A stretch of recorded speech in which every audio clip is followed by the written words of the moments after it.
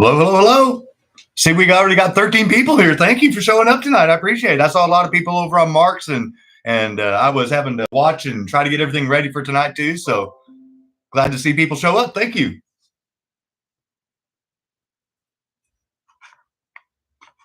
What's going on here? Live chat. There we go. So we'll give a couple minutes for people to get over here. I don't see anybody in the chat now. I don't know if that's something wrong with my side, so I'll pull up my phone.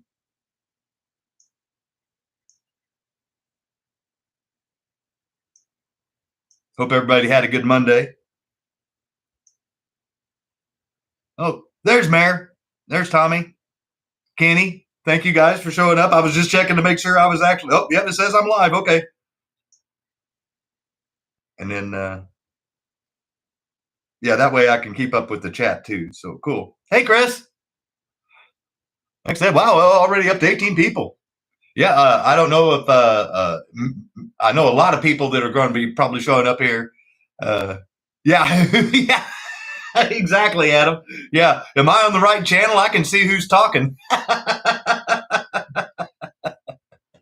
So I don't know if a lot of you were notified or not about Mark's SLOTCAR Garage, but he actually did a quick build on a Fusion, and I was checking that out. And then at the last minute, I realized, oh, crap, I got to start getting my own show together. So I'm not nearly as prepared as I thought I was supposed to be by the time I got to here, but it's all good. Hey, nobody's home. Hey, Beach. Oh, yeah, Adam. Hey, Richie, did you win? Nope, wrong night of the week. That's Saturday night. But I do have an important message, and Adam reminded me, and I want to remind everybody, and I'll keep doing it throughout the night, is I am going to be coming out with a video on this Wednesday night. And if you are interested in joining live and trying to win some of the incredible, awesome prizes, I'm not going to tell you what they are. I'm just going to tell you that if you thought the 2K giveaway was cool, the 3K giveaway, we're outdoing ourselves. I don't know how we're going to outdo whenever we get to 4K, if I'm ever blessed enough to get that far. But when we do, it's going to be hard to top the 3K. But you need to comment on Wednesday night's video, I want to win. It's very important. Very important. Hey, Bill. Oh, shifting to high. Thank you for letting me know that. Hey, Doug. Wow, 26 of us. Awesome, man. No, we have a great community, man. Like I said, we all support each other. And Saturday at noon, yeah. So if you miss it Wednesday, if you have to go to bed early, because I know I'm in Central Time Zone, and I'll be honest, I know that sometimes it takes me longer to make videos. And this one, I do have to include a lot of people that have contributed or going to be contributing to the channel on this giveaway. So it is going to take me a little bit of time. So if you're not a night owl like I am, and you don't stay up late to enter and put I want to win, you have until noon Eastern Standard Time on Saturday, this coming Saturday, to put I want to win on that video. Because if it's after that, it's too late. If you wait until the live show, I'll apologize now. There's nothing I can do about it. Hey, Angela. Yeah, Chris. No, the nice clear pictures. Thanks to the members of the channel that support the channel monthly with their membership fee. People that have purchased cars off the channel. People that have given super thanks from the channel. That camera was purchased 100% from the generosity of the people that support this channel. And so I can't thank everybody enough for what they've done. And even if you just watching your subscriber, believe it or not, you help contribute to it, because like I said, now that I'm monetized with YouTube, every little dime and every little penny helps. So thank you, everybody. It makes no difference if you're a member, subscriber, if you bought, if you haven't. If you're a subscriber and you're here, you've helped. And so thank you very much. Hey, Brianna. Hey, Kenny. No. Hey, man. That's the way it is. Like I'm right in your car. Hey, Richie. Yeah, no, that's the way to be, man. No, like I said, when I tell people that, 100% of the stuff comes back, you see it, with all those giveaway prizes that we purchased with money made off the auctions, the donations and the super thanks and stuff like that got the camera. Like I said, I can't do this alone. And there are a lot of people that support this channel behind the scenes, like I've mentioned several times, that without their help, there's no way that I could even do this where I'm at now. So I know it looks like I stumble and bumble a lot, but trust me, it'd be a lot worse if I didn't have a lot of help. So thank you to everybody that does help and support the channel. Hey, dude. Hey, Jack. Wow, 30 people, man. All right. Yeah, I've got it set up for tracking mode right now, so it tries to center the frame on my face, and I'm trying to stay far away from it, so because it's so high def that it shows every little imperfection. Whenever we, so here's the plan. Okay, so I've got to do some moving around of where the camera's sitting now, where you guys can see what I'm building. And then I'll have to move it again so you guys can see me run said car on the track.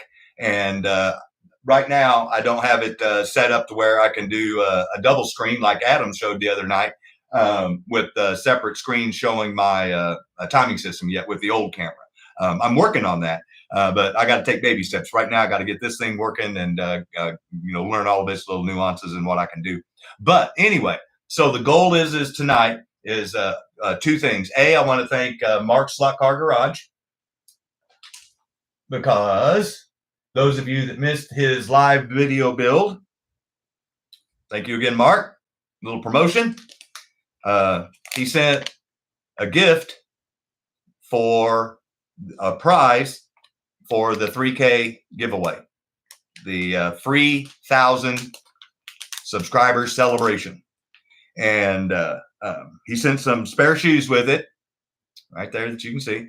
So, I mean, thank you, Mark, very much for your friendship. And this is awesome. I told him after I watched that video, it was going to be hard to give this thing away. And if you haven't watched the video of this build and you want a really kick-ass car, I suggest you subscribe, make sure you enter to win, and try to show up on Saturday Night Live for the next 5 weeks, because this is going to be one of the grand prizes at on the last show. And Adam and I have some things cooking right now for another big surprise for the grand finale night. Not only are we going to be giving away the track set, the horsepower shootout, that is only going to be shipped in North America here in the United States, regrettably, like I said. But if you are international, I will have a backup car that you will win, and then somebody in America then will redraw it for the track set itself. But so we've got a lot of nice things, and this is just an example of the generosity of people with other channels that have stepped up and said, "Hey, man, congratulations," and I appreciate that. And we're going to get to see this bad boy run after all that rambling. That's my point. Is Mark and I agreed that I could take it for a few laps, and I'm going to be nice to it. And when I'm done, I'll make sure that I put the nice new shoes back on here, and I'll put the used ones that I just did on there. But so that way someone gets the car in the condition that it arrived that I'm in. And I'm going to do my best to make sure that I try not to crash it, or so I'm not going to push it that hard, but I do want to have some fun with one of his cars, since I've seen him build so many, and I'm looking forward to getting my Tyco built for V-Spec. Now, this thing would kill my V-Spec, in a stock V-Spec, just so you know, and it would kill one of my V-Spec Viper killers. So when we see this thing run, if it pops out some incredible times, don't be surprised. Be impressed with Mark's craftsmanship and his build. So thank you again, Mark, if you're watching. Oh, no, you said you're going to get ready. Hey, Ted. Use yours for a couple of laps.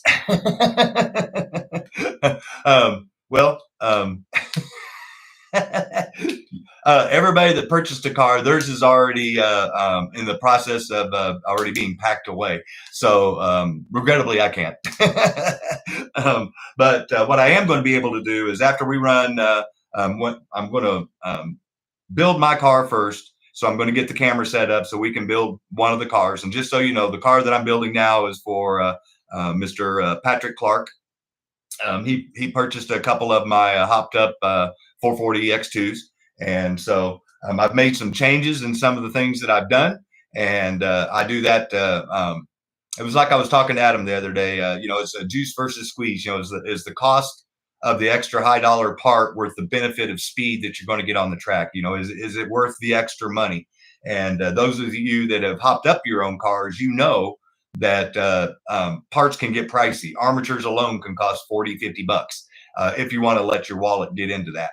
And then, if you just start adding in all the little small parts in between, next thing you know, you've got, $50, $60 just in parts. And that's not even going crazy. And Mark knows what I'm talking about. And anybody that builds cars and hops them up, modifies them, knows exactly what I'm talking about. So it's a rabbit hole to get down into is what my point is.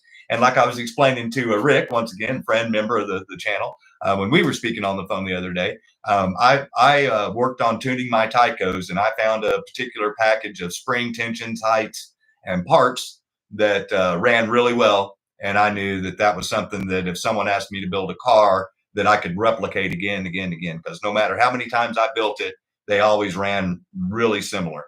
And, not every Viper V-Spec that you buy runs the same. Mark right there can tell you that even if you build a car with the same parts, doesn't necessarily mean it's going to run as good as the one that has the very same parts next to it. So everything's a little variant, but that's the beauty of our hobby.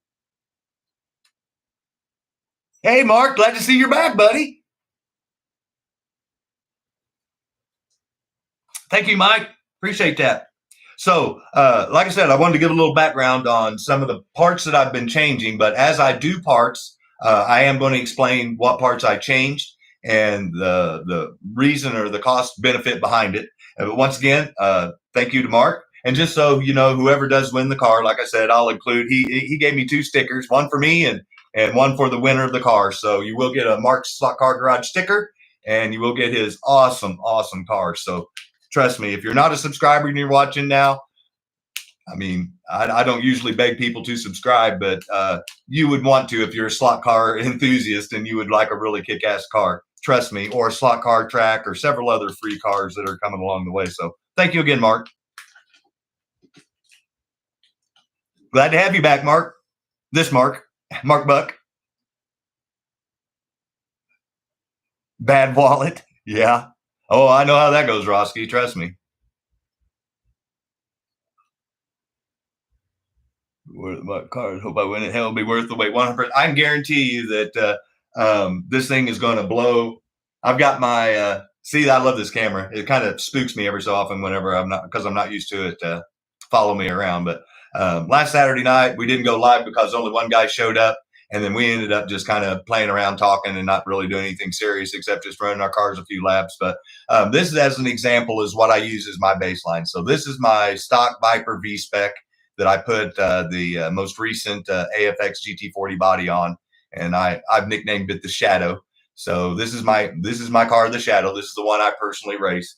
And so as a benchmark, this is what I've been using to say that on a track, on my track, a Viper V-Spec that's stock with this type of body will run around 3.5 seconds. If you can run in the 340s, you've really you've hit the ace at lap, because I've only hit it like once and I couldn't replicate it again. So 350s, pretty you can dip in there and stay in there pretty good. 360s, 370s, it feels like you're hauling ass, but then you look at the time and you realize I got to pick up the pace somewhere. Because you know how fast the car is. So this is the goal for what I call my Viper V-Spec killer that I'll be sending to Mark. And then you're going to be able to watch him run that on his Viper track and see how it compares to a stock V-Spec on his routed track with my Tyco hop-ups. But tonight, the hop-ups that we're doing are the ones that I consider good enough for a wall wart track. In other words, one that somebody does not have to have their track hardwired, and someone that could buy it and stick it on their track and run it. Now, would I recommend that you do that? No. I'm just going to tell you straight up, no. To get full benefit of the car that I'm building tonight, you do need your own power supply, and you do need more. anytime you start hopping up these cars with motor magnets and traction magnets, and you know, it's real simple. If you're creating more drag on the motor with traction magnets, then you're having to work the motor harder to try to go faster. So, I mean, like I said, it's, you got to do, it's all a trade-off. So anyway, we're going to be building that tonight with these Tycos. And if I get to humming right along on the Viper, on the Tycos, then I do want to do, I told everybody that I was waiting on some parts to come in. They finally came in. And in case none of you have seen them before, I'm going to try to get my awesome camera to focus here. And this is an original 440X3 arm. Hey, it worked for a second. And it sees my face.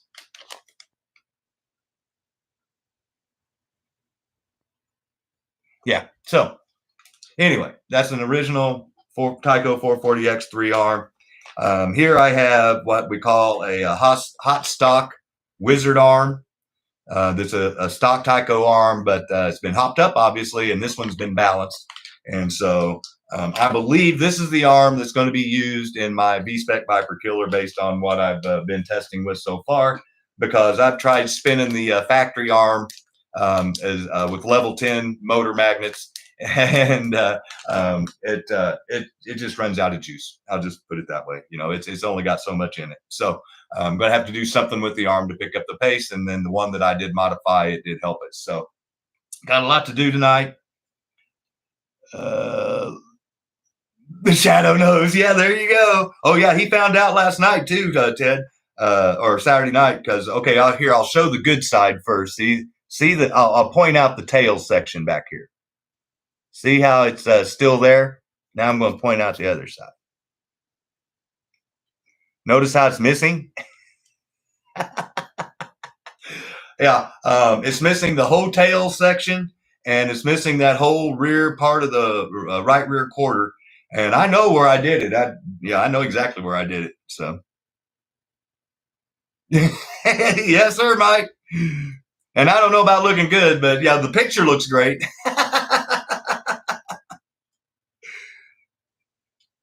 Me and my shadow. No, you trust me. You don't even want me to sing either. I couldn't carry a tune if it was strapped to my back. So this is the car that I'm going to be building to compete, or the car that like I said, I use as a baseline to build the Tyco. Those are some of the arms I want to test. Rick is sending me some cars that he wants me to hop up to make Viper Killers. So even if I don't get to that testing tonight, I've got to build these other chassis. I've got to get them out to Mark, and I've got to get them out to Mr. Clark, and that way they can get them out there. Congratulations, Mark. I heard while I was getting everything ready, you're getting ready to go on a cruise. So I understand why you're not on the show Saturday night. I completely get it. Enjoy your cruise, buddy. There's no bad side. Oh yeah, no, Jeff. See, what I'm just trying to do is just trying to test everything. You know what I'm saying? I'm a Tyco guy. I like my AFX and my Vipers, and I like my Mega G Plus and stuff like that. But I really like the Tycos because of all the parts that are available. Well, they're starting to dwindle down, and I'll get into that when I'm building one. And then just the ability to tinker. And like Mark was saying on his show, he goes, some people don't like to do that, and there's people like me that that's just, if I can find another tenth or two of a second on the track, then, I'll try to find it. You know what I'm saying? Because I've got competitive juices, and a stock car just doesn't do it for me. So whenever I'm racing our IROC classes with bone stock cars that are all the same, that's fun to me. That's not really racing. But when I have to get my car out and it's whatever I do to it, then it gets a little different. It's still fun and racing, but all of a sudden it gets a little more serious because it's what you've done with your car compared to what somebody else has done to their car. So.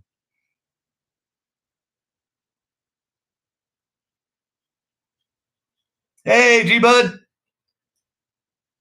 You should have got an email. Your prize from Saturday night went out. Hey, there's Mark.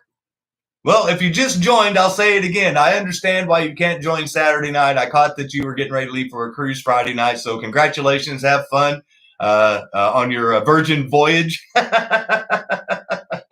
And don't eat too much while you're on the boat. More viper killers, yeah.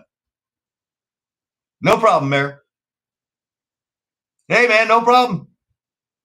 No, I noticed that every time you seem to go live, you get at least one phone call. Sometimes I think your people that are calling you are doing it on purpose.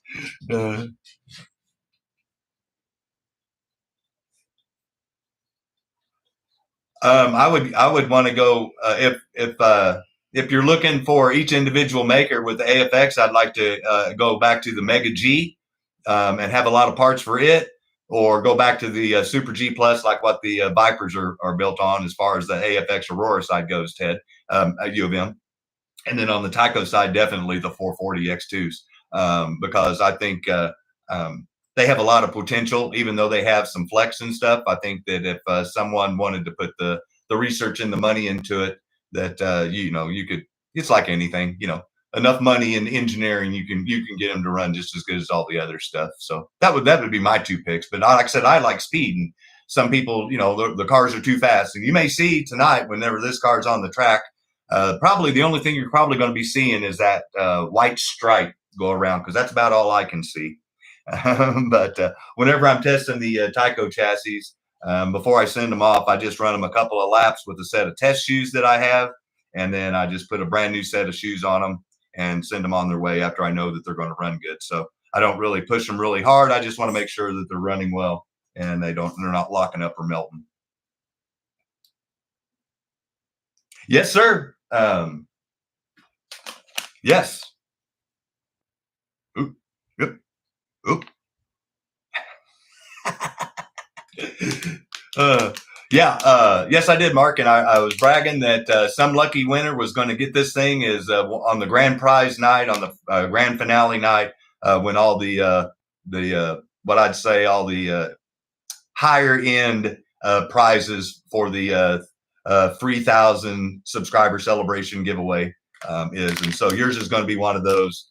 And I explained to him that I'm going to take a couple of test laps, wink, wink, tonight, and then I'll replace the shoes.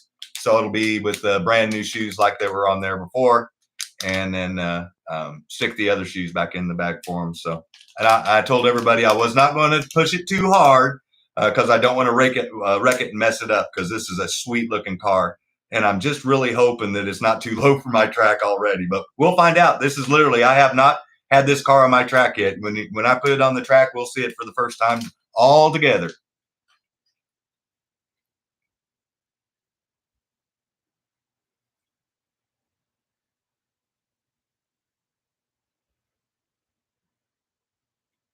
Oh, wow. Well, thank you, G-Bud. You've already sent me one Mustang, but I'm seriously guessing that if you do that to that Super 3, that Mustang's going to be left in the dust. It's a good thing it's part of the Diorama show car stuff that Keith, with the pop-up tents and the tires and stuff. Don't pretend to forward, let it rip. Well, obviously you can tell this is a Ford, and I let it rip, and the body's paying the price. But I was kicking some ass and taking some names. I was running a pretty consistent 3.50s. I was tickling the 340s. I just couldn't get there without that. And like I said, it's all good. So like I said, I got, as you can see here, I've got several brand new Tyco 4X2 chassis. I've got to build two of them for Patrick, one of them for Mark's SLOTCAR Garage. That is my Viper Killer. But the first two I have to build tonight for sure, are for Mr. Clark. And then at least you guys will see what parts that I've changed in my build since then. And then see it actually kind of go around the track. And then, like I said, I'll start building his second one. Like I said, I got to get Mr. Clark taken care of. He's been very patient while I've been waiting on parts from the Postal Service. And my patience finally ran out. And apparently it seems to be working, because all of a sudden now people are starting to get their packages a lot sooner than they used to get them before. And, Doug even mentioned that it only took like a little over a week to get the pit kit that I mailed, and it took a month for him to get that T-shirt. And I was wondering, on my customs form to Canada, Doug, I labeled it as a slot car, and I didn't realize it until I put the label on there. And I'm wondering if when they X-rayed it and they saw that there was nothing solid in there except that shirt, if that's what took so long. I don't know. I can't figure out why it took 5 weeks to the day to get there. But all right, so you wait to see the so-called Viper killer. Okay. Well, you missed the beginning. Like I said, I got some different arms that I'd like to test tonight. This is the arm that is going to be going in your my Viper killer for you, just so everybody sees. You can see the part number there and everything.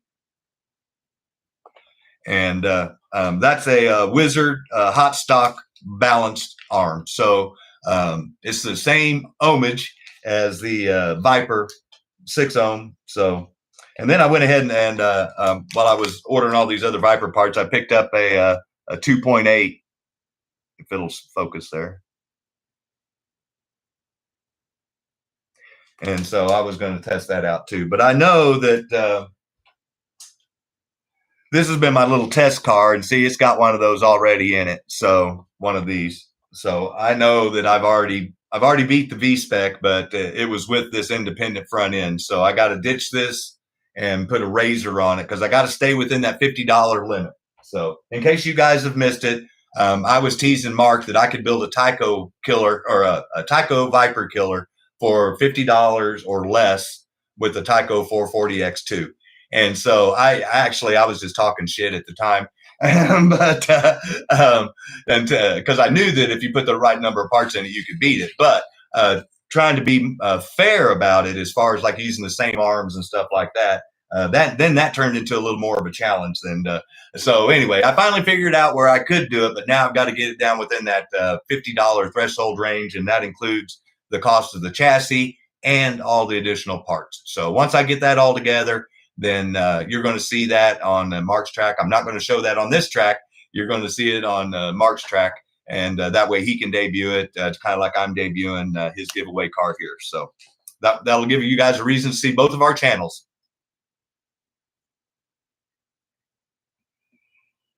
5.8 arm. Oh, come on now. It's not my fault that AFX didn't make that. As close as I can get it. Like I said, I've tried spinning that factory arm with Pro 10s, and yeah, that didn't work.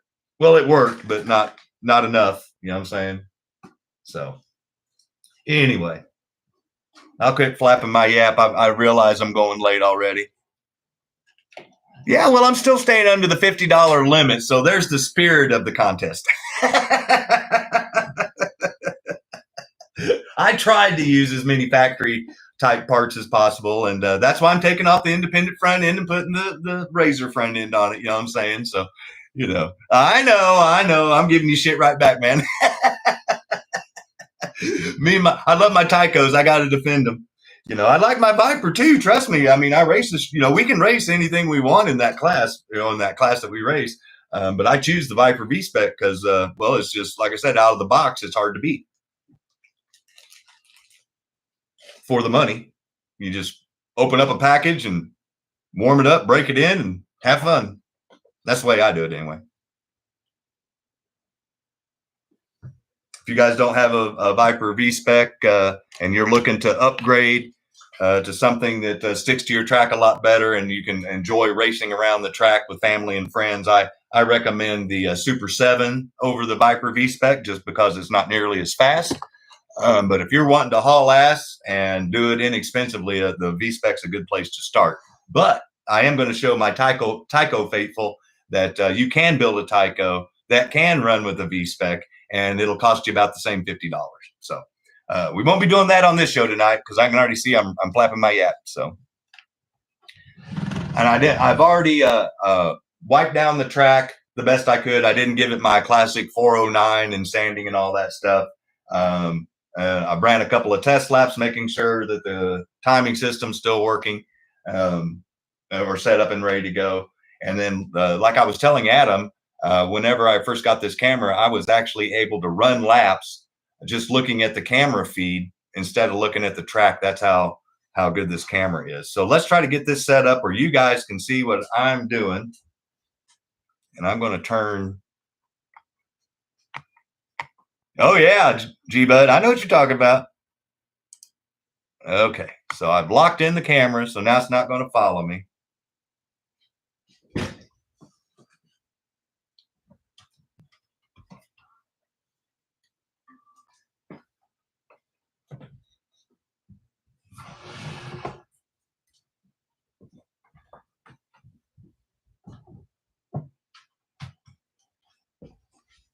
Had to move the other laptop where the that's got the Visu timing system on it.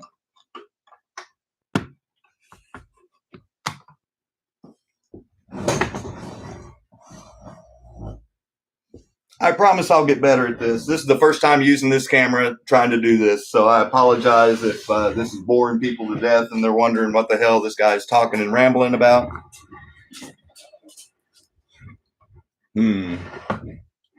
Okay. I got to turn on my light so I can see.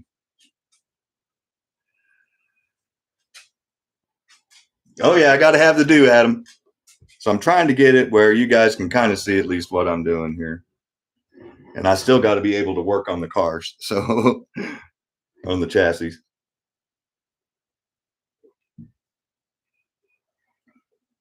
So the first thing I always do, and everybody I'm sure has their own little routine, and I'm going to move Mark's car and his sticker out of the way real quick.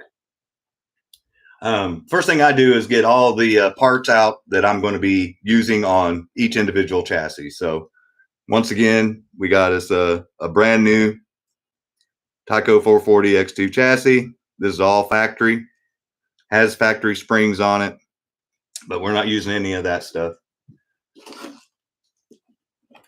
Then, okay, so I've already got some ski shoes in there, but these are the full contact ski shoes that I'm now using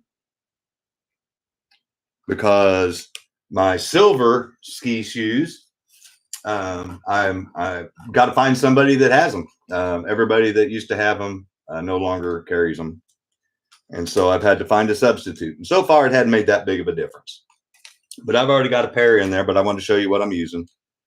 And then I've been testing between two different motor brushes now to try to save some money on the brushes because I wanted to see how much of a difference the silver brushes really made. So I've been testing with some the Hyper brushes from Viper. And where are they at? Oh, here they are.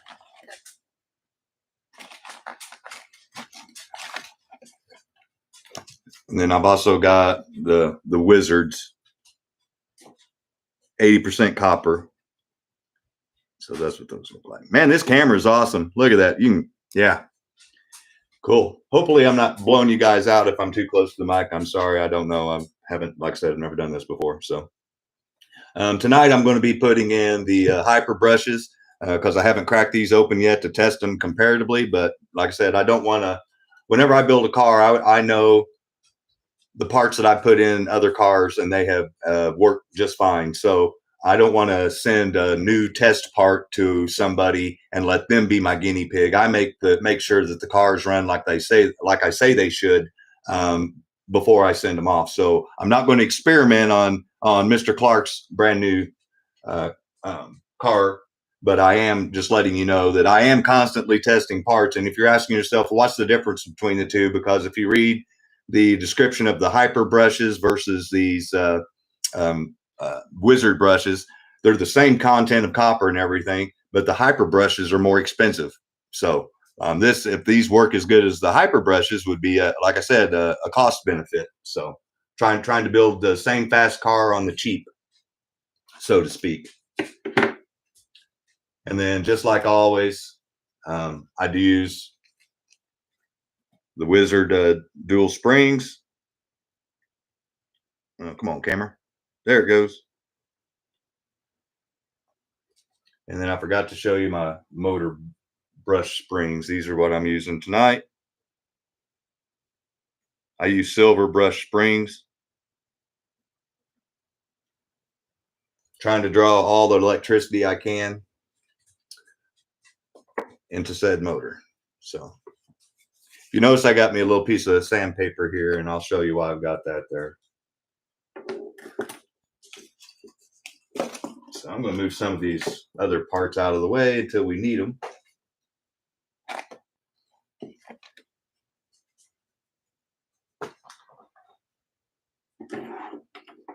And then, like I said, so I've already got the ski shoes from Viper set out, but I still need to modify them for these dual springs, and see that little tab? It'll focus.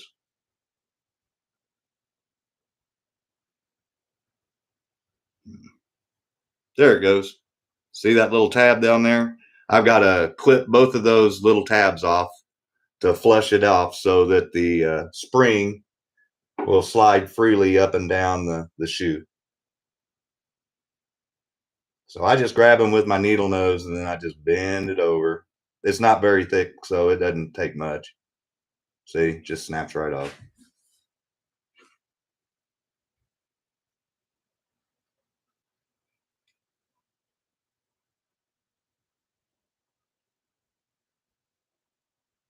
Like I said, I try to prep everything that I'm going to be using and have everything ready to go so that when I start building, I don't have to stop. And you can do it how you want to do it. That's just how I do it.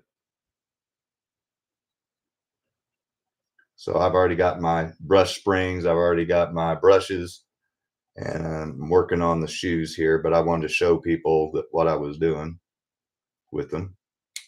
There it goes. Cool. All right.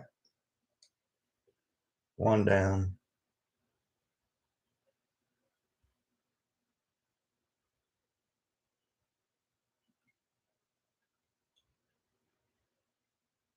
Sounds just fine. Cool. Thank you.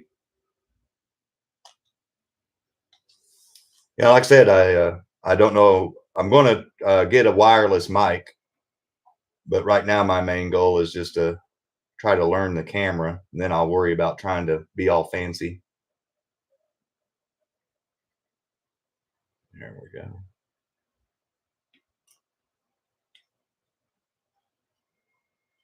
Cool. All right. I guess it would help if I got the rest of the parts out. So I forgot to get out the motors and stuff. I'll be using a Viper rear end. I quit using the super tires recently because these were more cost effective. They worked out to be better. So that's another thing that I've adjusted. We're going to be using Pro 8 traction magnets. So get one of those out. Those out.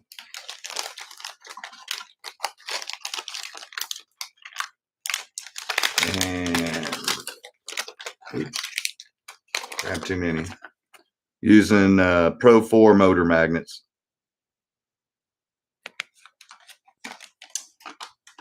Put those over there.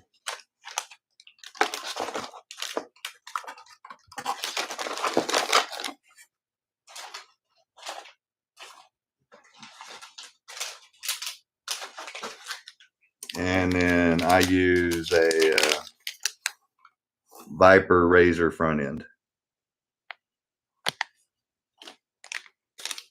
So now we have all the parts out. Now it's assembly time. So once again, if you missed my Tyco build, whenever I was doing the giveaway build cars, this is my little simple trick, what I do to hold the everything together. But since I'm replacing everything, it really doesn't make any difference until I'm ready to put it all back in, since I'm taking it all back out. So I've learned that I can skip this step until I'm ready to reassemble. So I'm just going to crack it open. And as Rich found out, I use a wide pan black chassis for racing. There, awesome camera. And the reason why I use that is because that is the stiffest chassis that the 440s came with. And when you start using heavier strength motor magnets and traction magnets, you really want the extra stiffness. So take off one factory spring.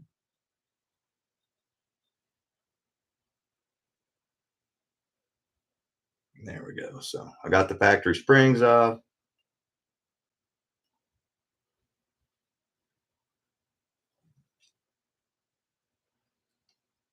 Hey, no problem, Keith. I've been bragging on your stuff. I hope you like the thumbnails of your cars. Yeah, there's Mr. Horton. There's Rooster right there in the chat, guys. So if you're interested in that diorama stuff, if you saw the show Saturday night, that's the man that makes it. And he's the one you need to contact. And his information is in the description of this video below, just like Steve's is with the wheels. And I'm going to be reaching out to him to see if there's an alternate way to reach out to him since we can't get through with email. But yeah, there's Keith. There's Rooster. Thank you, sir, for everything. That stuff looks awesome. And then one of the channel members, the mayor and Sweet Jane, are going to be the first beneficiaries of one of your products as a gift from Scott's House of HO Racing. Sweet Jane likes pink, and so she is going to have that pink porta potty that you sent along with their car. So thank you again, sir. So all I'm doing now is I'm just taking out the factory parts. Like I said, we're going to strip it down to a bare chassis, nothing left except the guide pin. So there we go. It's all torn out. Man, that's awesome how that thing focuses. Pretty cool. All right. In case you're wondering, here's where we're sitting with the armature. I just grabbed my needle nose again.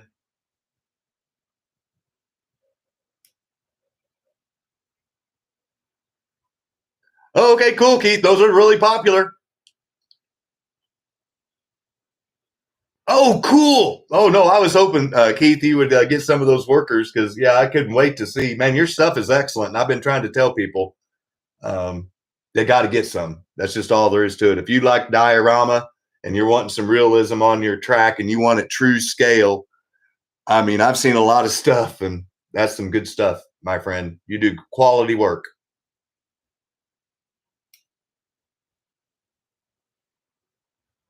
So if you're wondering now what I'm doing, if you've never watched a Tyco 440 teardown, I've been taking out the brush barrels off the side of the stator. There, see? And there it is. Wow, man, that camera kicks ass. So that's what we're replacing. But thanks to Beach, if he's still here, I know he's a busy man honky tonkin'. He gave me some tips that some people told him, and I've been using them. And you never know; it can always help. So I'll share those tips with you because that's what this channel is all about: is sharing knowledge, and hopefully other people share their knowledge with me, and I can share it with others, and then we all learn. So one of the things I like to do as soon as I take them apart is do some maintenance on these brand new cars. And I'm going to show you what I'm talking about. If it'll focus in, which I think it will. Look how dirty that comm is. Yeah, it's messing with it. There it is. See how dirty that is? Yeah. So I'm going to remove the slingers and the oil nylon spacers. And I try to remove a lot of it with just a simple paper towel because I still can't find my Dremel kit, and I know I still can't find my dynos. I'm starting to get worried.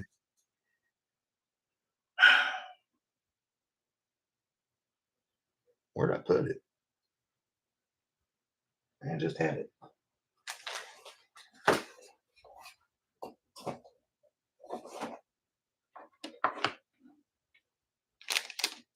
I'm trying to find where I laid down my piece of sandpaper because I need it now because I need to clean my comb. I just had it because I was showing it off. Isn't that Murphy's Law?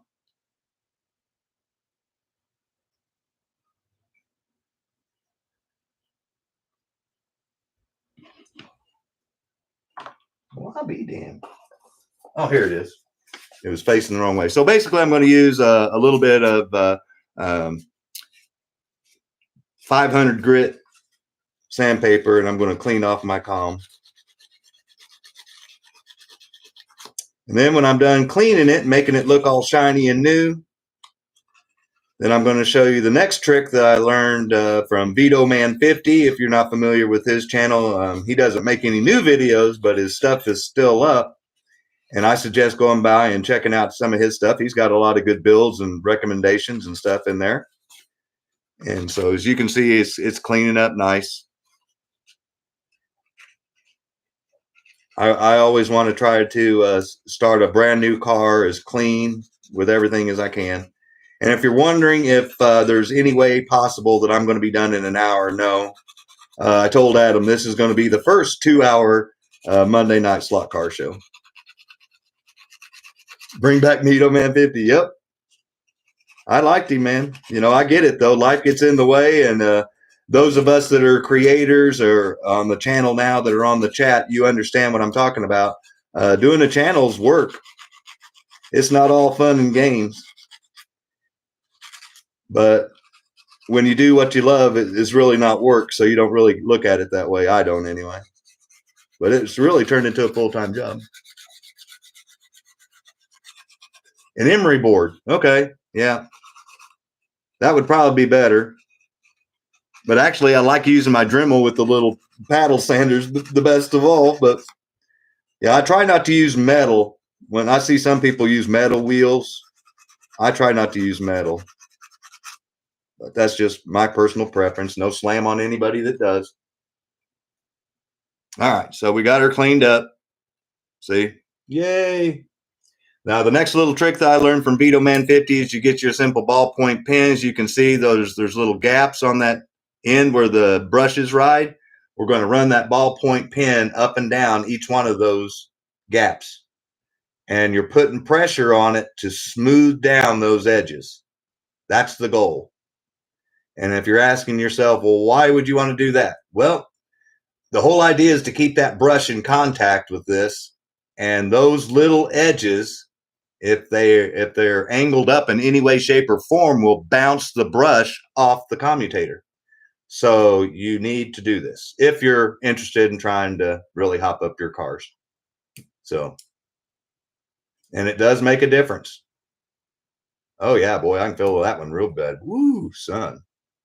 Yeah, you can just tell if you do enough of them, you can tell some of them are rough, and this one had a rough one. Wow. But it doesn't take much to bend that down, and you're just smoothing it with the ballpoint end of the pen. You just run it up and down. And then what I do is I run my finger around there and make sure that nothing catches it while I'm spinning it on in between my fingers. See? Butter. Cool. That's what we want. Hey, look, I got my first commercial. Sorry for anybody that's getting stuck with a commercial right now. I'm not going to stop. I'm going to keep going. I just need to put my bushings back on. Now we got that taken care of. So that's how I modify a stock armature. Just trying to do everything that I can to increase. Like I said, it's just a little electrical motor, and you don't think that those little itty bitty things that you do make a big difference, but you got to remember that the scale that you're working on is so much smaller. So every little thing that you do makes a big difference. So there we go. We got the oil and the spacer. There we go. There it is. You can see it. Got them back on. Hey, Mayor.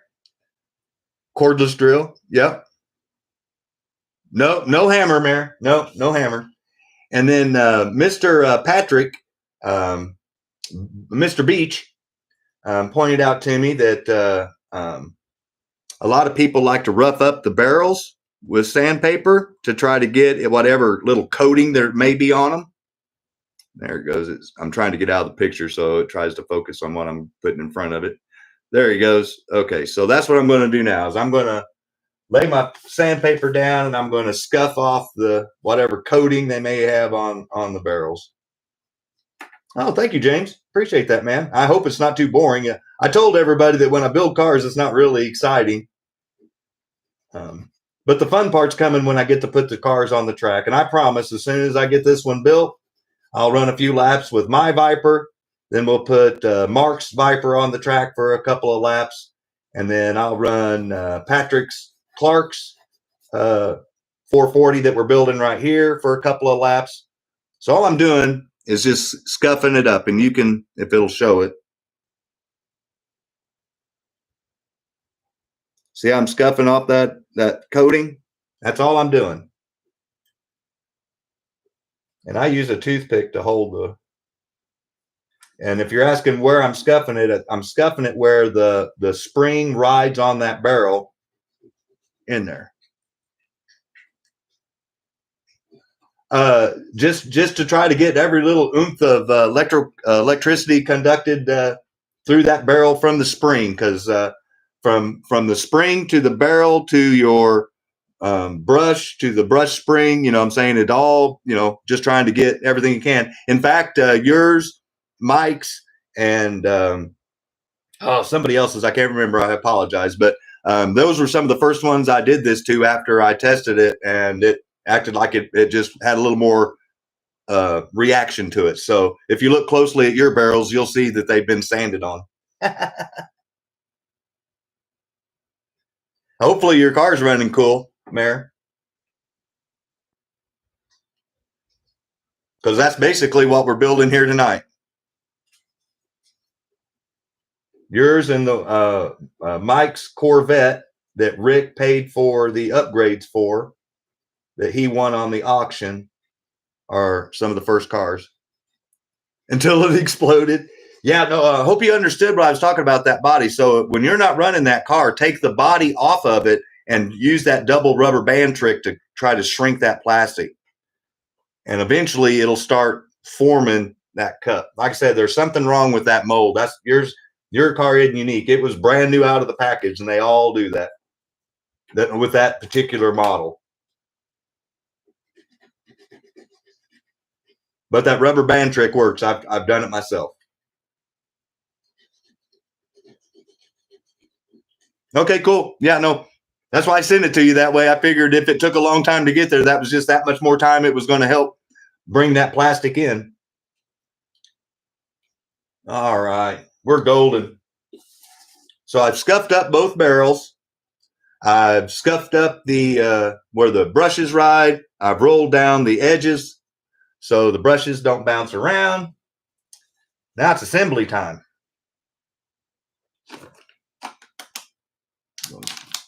Pro 4 motor magnets again, in case anybody missed it.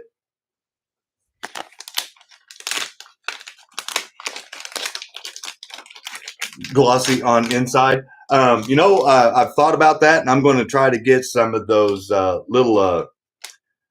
It's an inner cleaner for wire and tubing, and I'm going to try to find one that's small enough for that. So yeah, I'm right there with you, Roski. Good, great minds think alike, buddy. So.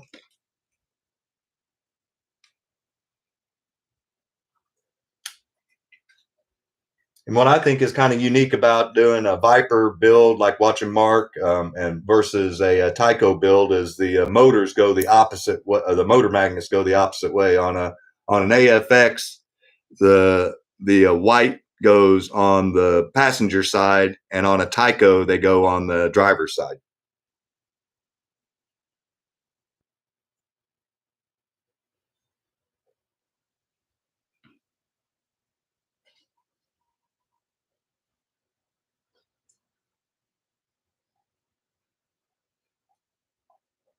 And then we're getting close to the point where I'm going to be putting the old bread tie on.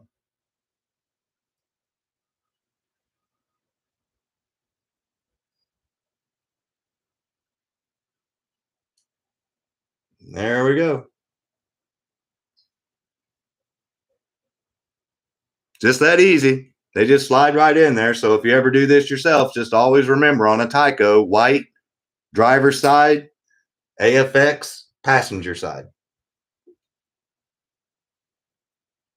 And then here's my twisty tie trick.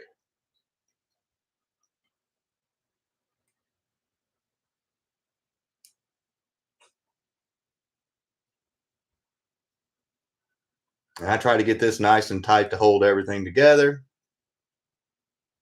And then I leave that as like a little pull up. So when I'm coming through the chassis, when I'm reassembling. So now we've got the motor assembled.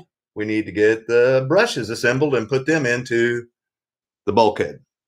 So once again, I get out my handy dandy toothpick because my big fumbly hands and bad eyes can't hold those springs and put them in the barrels.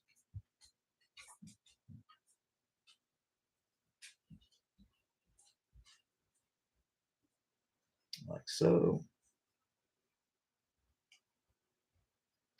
And these are the ViperScaleRacing Hyper brushes that are going in the car. And what I'm doing now is I'm making sure that I'm putting the flat side inside the barrel and the concave side that's like a little half moon on the outside, because I want that to rest right on that arm.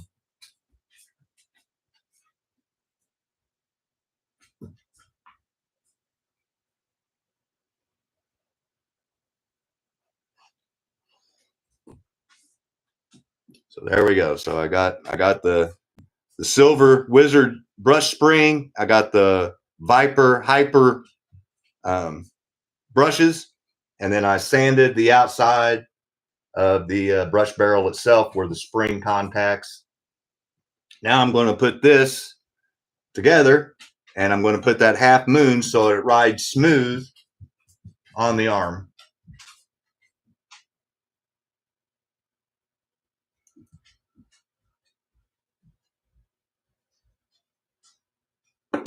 I always get out my pliers and make sure I seat it. And it's rinse and repeat. So I'm just going to do the same thing again.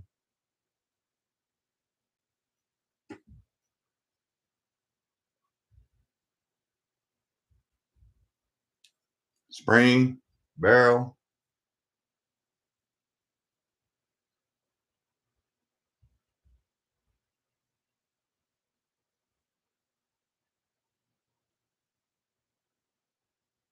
Yeah, there you go, G-Bud. Yeah, that's it right there.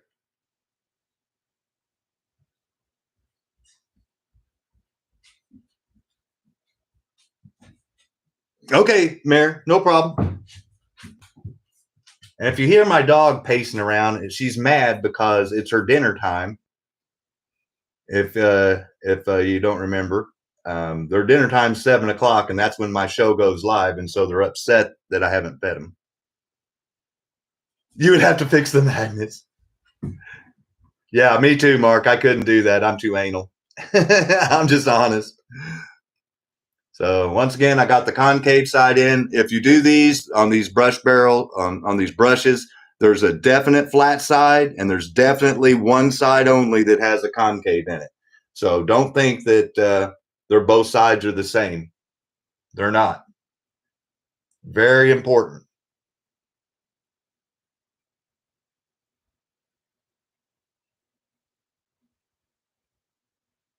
Once again, I'll give her a little press just to make sure they're both seated. Oh yeah, cool. So now we have our brushes back in, motor magnets assembled, everything's spinning freely like it should. So we're cooking with Crisco. Now I'm going to assemble the put the springs on here, the dual springs.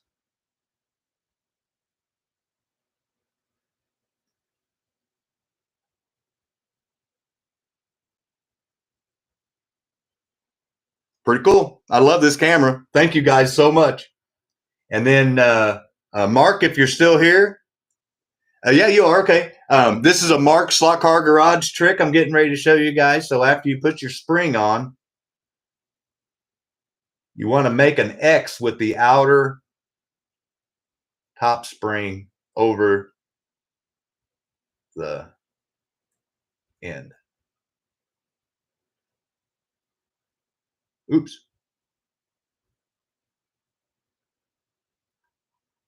Easier said than done when you're at a bad angle. So this is his tip. Works great. I use it all the time whenever I can get my stupid little fingers to do what I want them to do.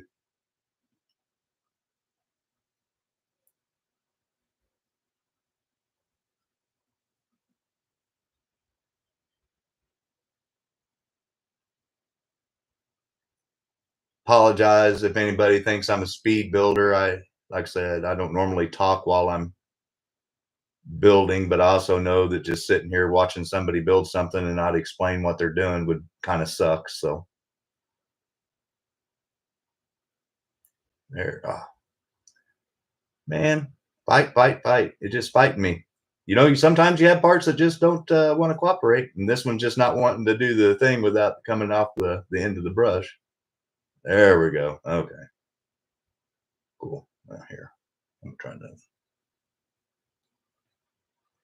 You can't take credit for it. Well, you told me about it, and that was a great tip. So if you found it out from somebody, they passed it to you. So that's what this channel does, man. We share all the good info and try to give credit where credit's due.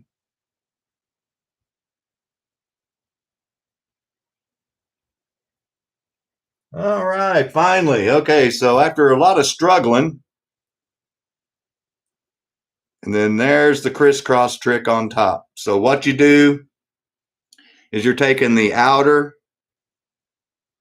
edge of the spring and crossing it over on that little itty bitty hump up here and making an X up there at the top. See that? And that way, whenever you're lowering the chassis, lowering the motor assembly down the chassis, it keeps them in there. What a pain. Yeah. Well, part of it is, like I said, I'm sitting at a really bad angle, so I don't block what I'm doing. I like the way you have your phone set up, and I know that when I get the tripod, that'll be a big benefit. Well, talking shit on it, and I got it right off the bat. So there we go. So now we're finally ready to put the final thing into the chassis here before we put the whole bulkhead assembly. And then we'll put those modified shoes on there. We should be good to go. Oh, forgot to show you guys what I was doing. Pro 8 traction magnets. There it goes. So that's what I'm putting in right now. So level 4 motor mags, level 8 traction mags.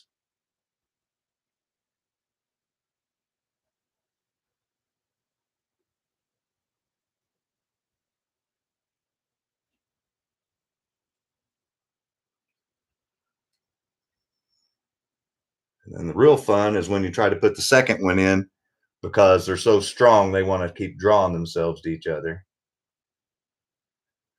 So I always put my finger in between them to keep them from doing that while I'm assembling and getting the other one in the other side.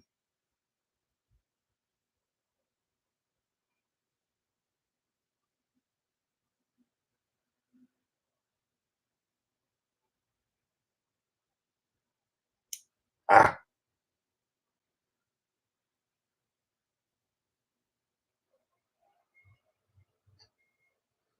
The YouTube curse.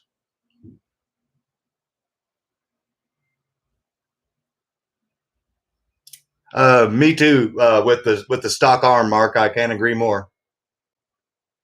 The others is just a waste of money, and well, I gotta get them in the gotta get it in the holder first, and then I'm going to put this tire in there, and then keep my finger out of there. And now I moved my finger while I was talking, and sucked them right back together.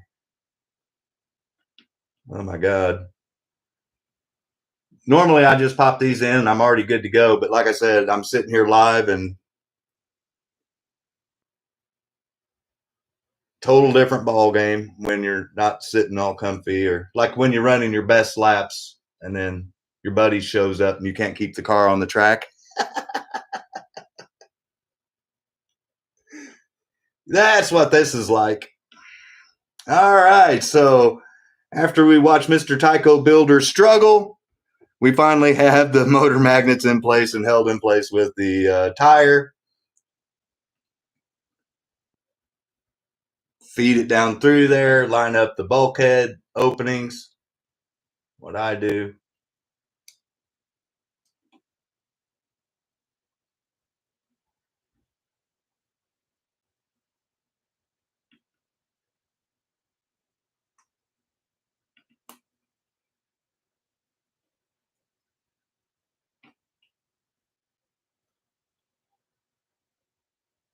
Voila.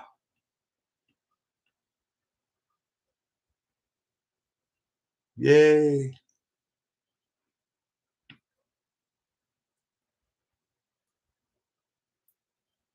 Yeah, exactly. I feel you, nobody's home. That's exactly what happens, man. When I was running the other night before, yeah, I was, whenever the buddy wasn't in the room, I was clicking off laps, and all of a sudden he comes in here and he goes, "Wow, man, you're hauling ass." And I'm like, "What?" And crash.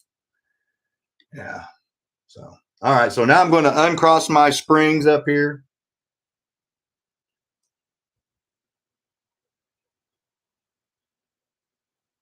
So you can see them sticking out the bottom. And like I mentioned, I have a set of test shoes that I use to make sure that everything's all good. But before I do that,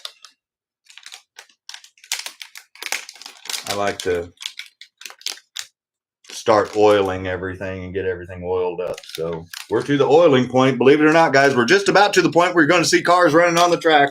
I'm sorry, but I told everybody I'd build a car live again and show all the parts and everything that I do. And then once I got it built, then we'd run it around on the track. So.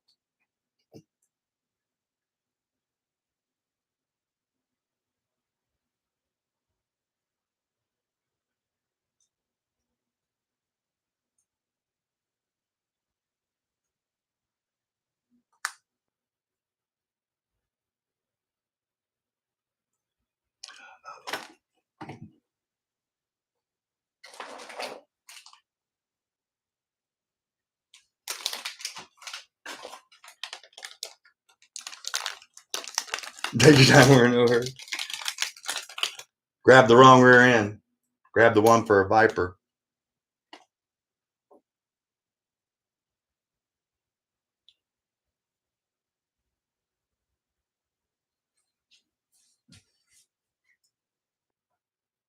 What the hell?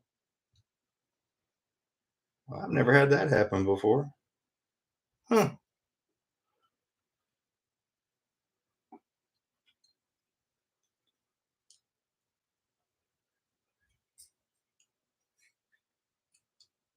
There we go. Traction magnet popped out. All right. So finally, let's get these shoes in here and get our show on the road.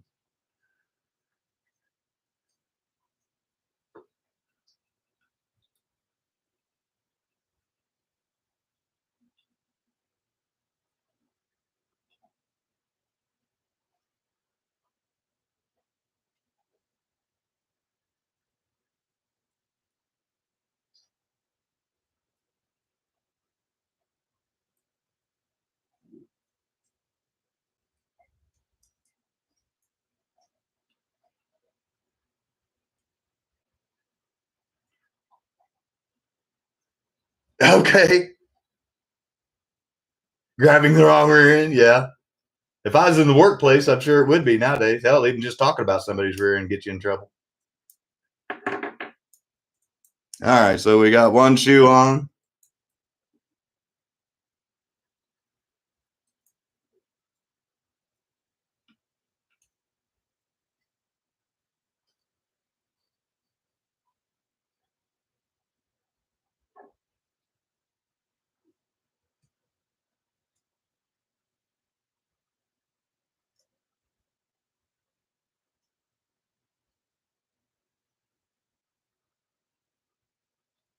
Of course, one goes on like butter and the other one wants to fight you. Isn't that the way it always works? Yep, that's the way it always works. There you go. Finally, geez, oh Pete, tweeter.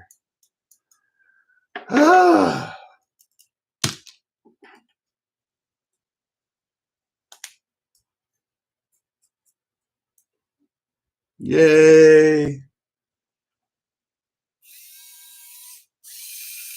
We have a running car. Yay. So let's oil said running car.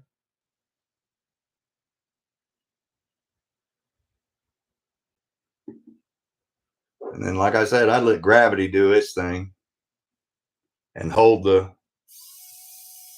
motor upside down, put the power to it with the battery and let it spin. And I do the same thing with the front, obviously, except holding it the other direction.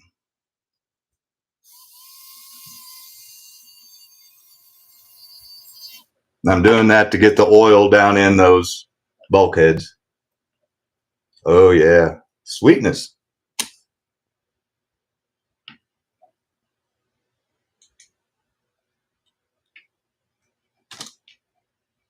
So there's the rear axle set up again in case anybody's following along. And here's the front end setup.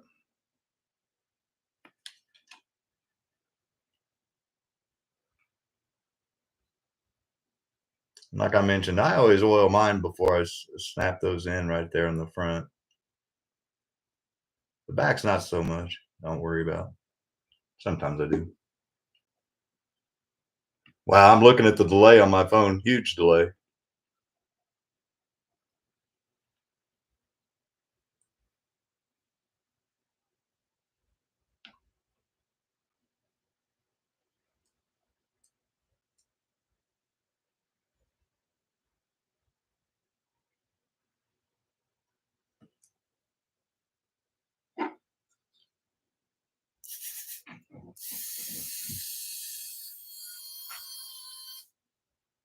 Running like butter. Cool. All right, so I got my 440 built. This is what I call my new little package.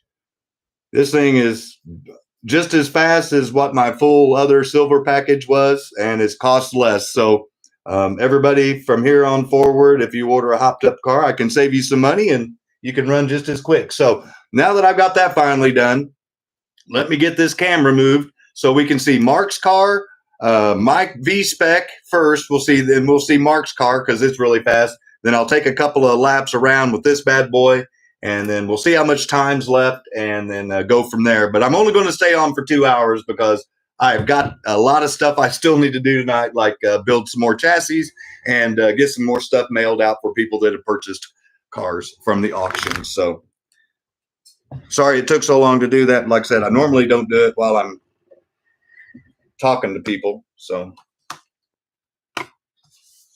here's the Mark's car once again.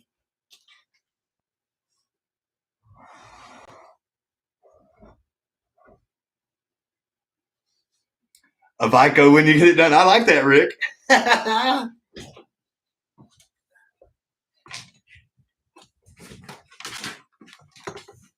So I do know that you can see the track really good based on my little experiment that I did the other day with the camera. I just got to get it all situated here. And then once I get it up here, I can adjust the camera accordingly to get the TV glare out of the way and zoom down on the track itself.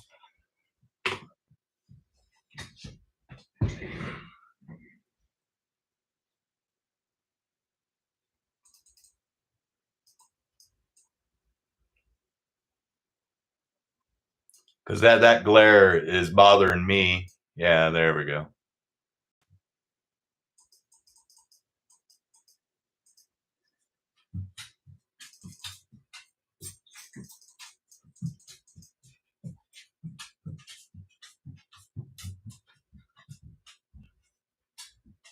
So do you guys like that view? Is that good enough for now? I'll take a couple of laps with my car, and I'll move the barrier that I have that keeps me from getting hit whenever I sit over here until I get the Viper stuff up. And since you guys can't see the TV screen, and I don't know that you'll be able to hear, I'm going to move my other laptop up here.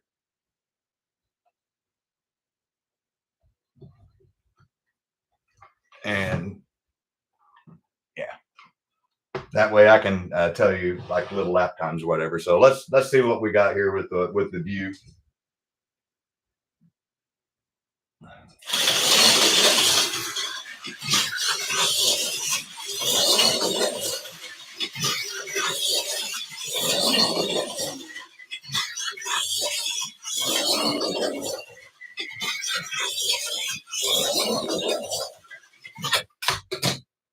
Cool.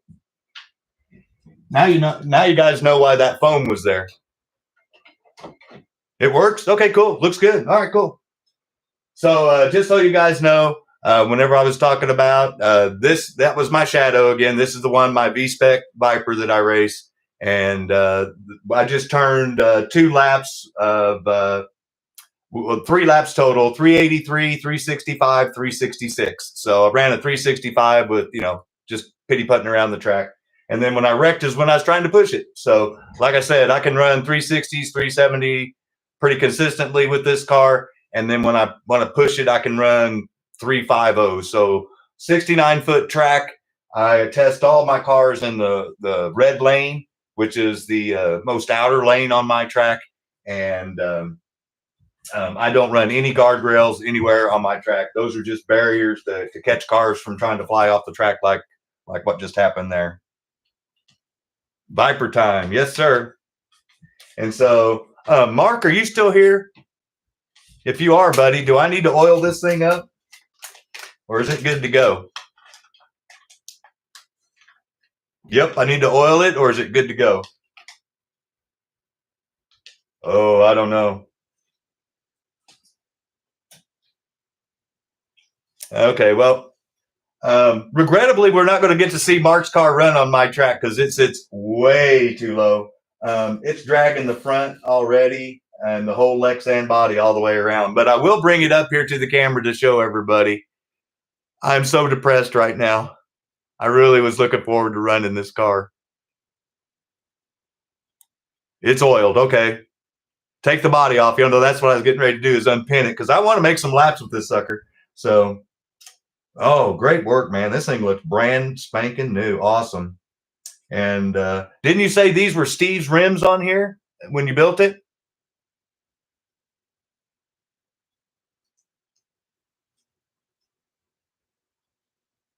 Yes. Okay. Yeah, those look great, man.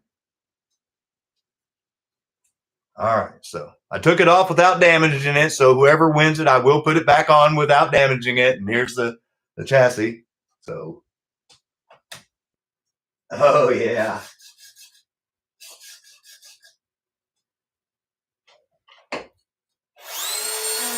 Ooh, that sounds a little different than what I just ran.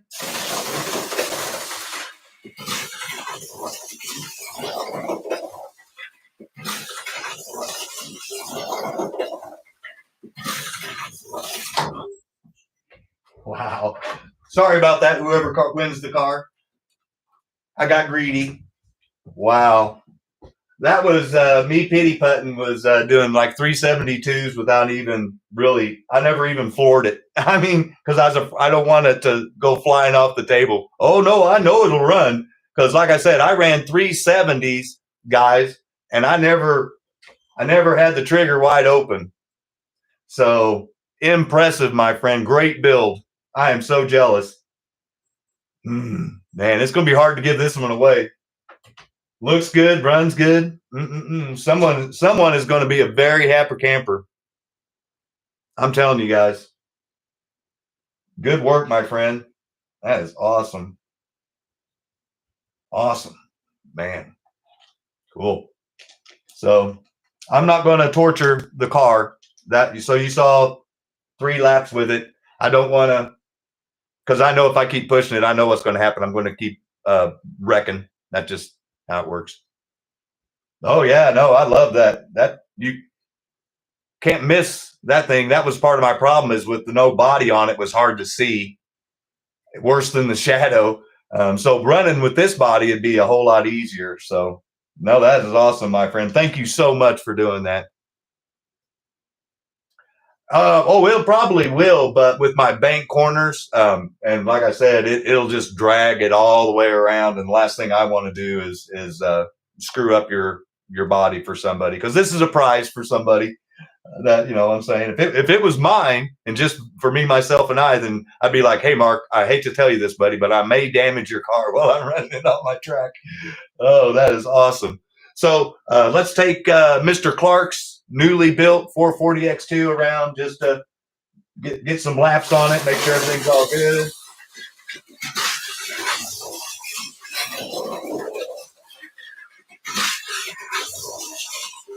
You can see those silver shoes. I hope the camera's picking it up. All the sparks they throw.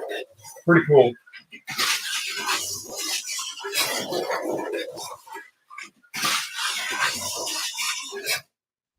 Yeah. He's got him a runner. So now that I know that it runs, what I'll do is I'll take off my warm-up shoes, practice shoes, whatever, and then I'll put on my other shoes there. So that's going to be one of his two cars. So you guys got to see that. I didn't see Patrick in here, so just run it with the body for a few feet. Oh, here, let me put it on the flattest part of the track. Let me repin it, and I'll do that. I'll put it on this straight section coming up through here, and then try to stop it before I get to the real bank.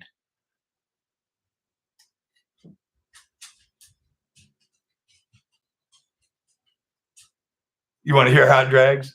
Oh, hey, Patrick. Okay, well, that was your car, buddy. That was one of them. I hope you enjoyed watching your car get built.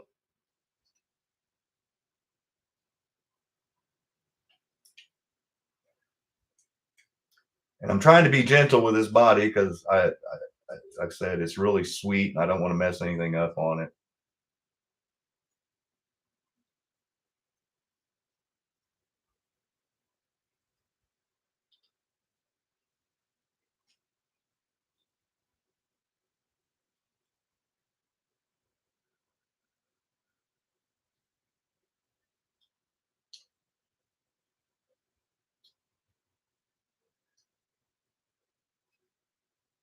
Geez, oh, Pete, Mark.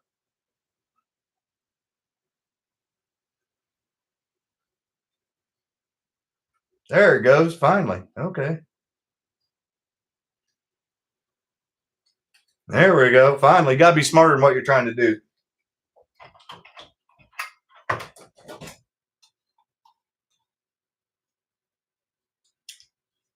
I see a lot of people use,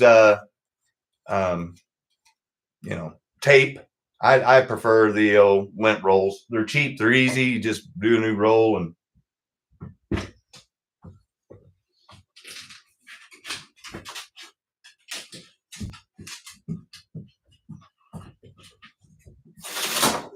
Oh, I gunned it too hard.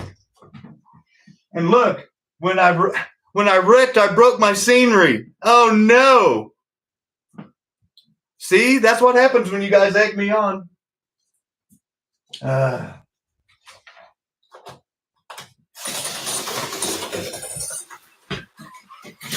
dragging that bad, but it is dragging.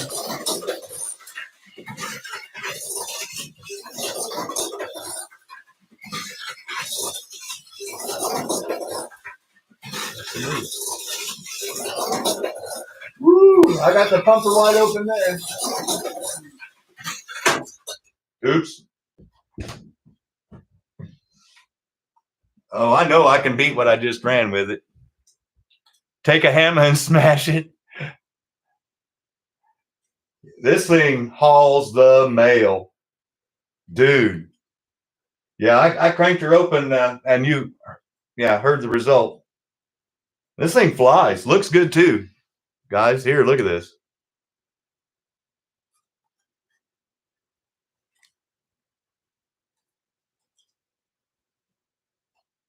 The Tron movie? Yeah. Hey, Ryburn. Your pinion gear came in. Yours and Scott Marble's pinion gear came in, and your packages are already boxed up, and you'll get the tracking information tonight when I'm printing off shipping labels. I'm sorry, whoever wins this car, I got to take it for a couple more laps. Don't tell Rich. I know, you're right, Kenny. I don't need a hammer. Oh, this thing is so smooth.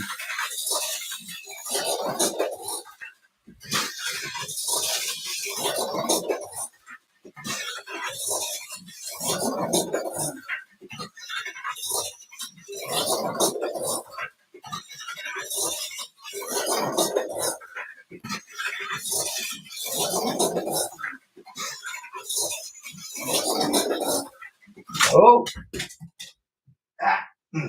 Okay. Holy shit. Okay, so his little car here just set a new track record.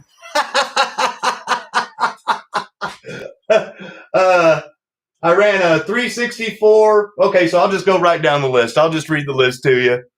Yeah, no, you did, Mark. Congratulations, buddy. And I now have to give the damn car away. That's awesome. So here's the laps that you just witnessed. I went a 3995 on the first lap, then a 356, then a 364, then a 362, then a 351, which is just a tenth slower than one of my best laps with my normal V-spec. And that last lap you just saw set the track record, 324.9. Awesome. Awesome. And I know I can get this bitch down into the 3.0s if I got more time with it. This thing is kick ass. Oh, it's going to be hard to give this thing away. Yeah, record holder. So you guys, if you have not watched him build this car, you have now just witnessed it on my track, and it just set a new track record on mine. This thing is awesome, Mark. Awesome build, my friend. I hope my Tyco lives up to the quality that you just sent on this car. This is awesome. Thanks, buddy. Someone's going to really enjoy this car. Like I did. That's why I kept pushing it. I was like, oh, it's holding. Let's keep going. Let's keep going. You know, the racer in me. Yeah. Oh, no, dude. I love it. No, dude, thank you. No, I had no doubts after I saw your build that it was going to be just fine on my track. And I'm glad we tested it with the body on there because it didn't scrape that bad. Not as bad as I thought it would because it's just hovering. Oh my God, dude. That is awesome. Awesome. Yeah, this is awesome. Oh man. Thank you so much. I can't keep saying that enough, man. Oh, my poor Shadow's over here crying.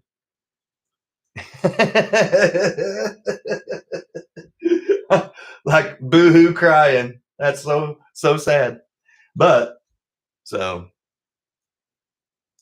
this was a stock V-spec. There's been nothing done to this one yet. And Ribbon is racing, yeah. And then Mark's Slot Car Garage just set a new track record for a car on my track on Snake Hill Speedway. So named for the cobra snakes on the hill. So Snake Hill Speedway, new track record. Mark's Slot Car Garage, Viper build. Congratulations, sir.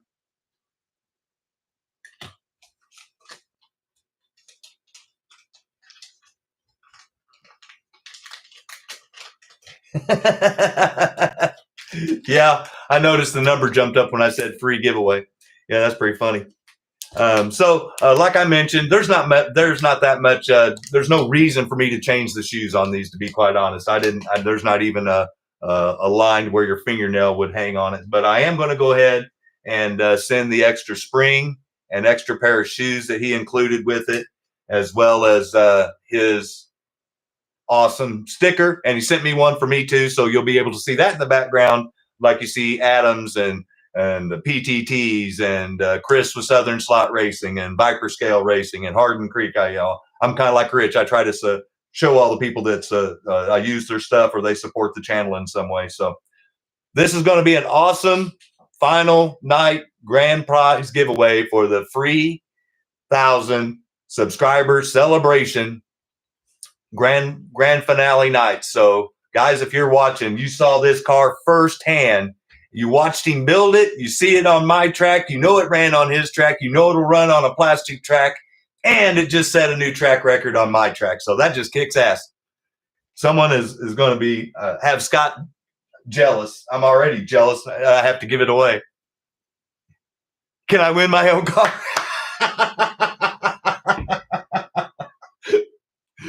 It's open to all subscribers, my friend. Yes, you could technically win your own car. Yeah, Rick. He's got it figured out. Like I said, I'm just dabbling in the Vipers like I do with the Tycos. I'm more confident with my building of my Tycos because I've done so many of them than I am doing with the Vipers. So I'm at the crawling stages. I'm just now doing magnets and independent front ends and stuff like that, where he is just light years ahead of me, and that's proof of it right there. So that lets me know I've got a long way to go to work on those shadow here to get him to run like that, because that's Rich will win it. Yeah, well, but that is, oh my God, that's so awesome. And so whenever I start modifying my Viper, I've already taken Mark's advice. I got the independent front ends. I got the maxi traction level 4 traction magnets. They're kind of like a little wedge. If you watched Adam's show, you watched him put those on his car. And then, so this is going to be the one that I'm going to start. It's a brand new out of the package. And this is going to be the one that I'm going to start putting those hopped up parts on. And then that way I can document as I put parts on this car when it has a Viper V-Spec underneath it, bone stock, how much each individual part made a difference on how fast it goes. And the reason why I went with this one is so that everybody could see it go around the track. So, yeah, that is awesome. And nobody is not going to be able to see that go around the track. And trust me, you're going to be glad it's that green so you can. That thing is incredible. Yeah.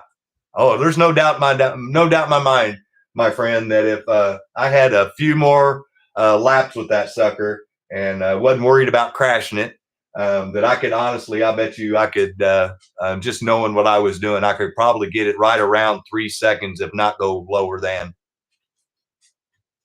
Yeah, every Ford needs an improvement. Well, hey, make it better. That's what I always tell Angry Coyote. Every time he used to tease me when I was working on my car. I told him I was making it better, and now he's in my position putting parts on his car, and I tell him, oh, yeah, you're making it better.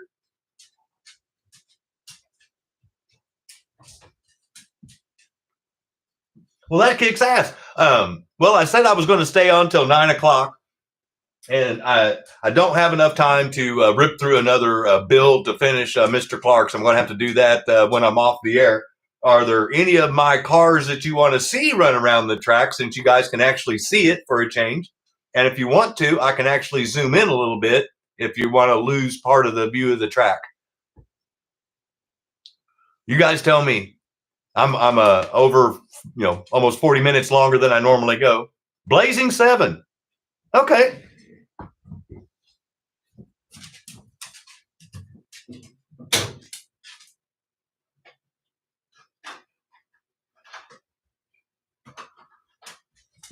So if you're not familiar with what I'm referring to, I made a post when I bought a bunch of the Harden Creek Super 7 chassis, and I put them underneath the Auto World Blazers.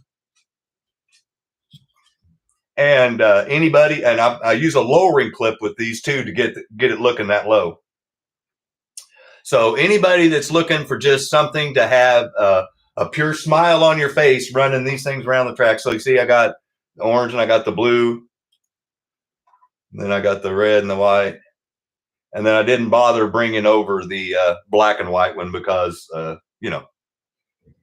it's black and white. It just looks like the others. So let's put one on that it'll be easy for everybody to see.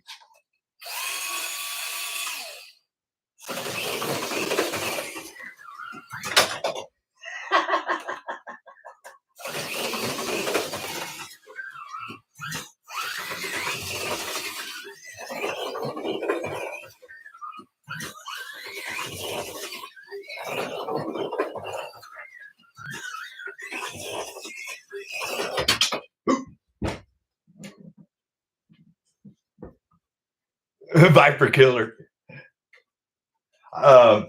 It's in pieces right now because I was taking it apart because I got to replace parts off of it, Roski, or I'd show you that it runs in the 350 range just like my V-Spec does, but we don't have enough time for me to put it all back together, and I don't have enough time to stay live, but I will do another video on one of those builds and show everybody.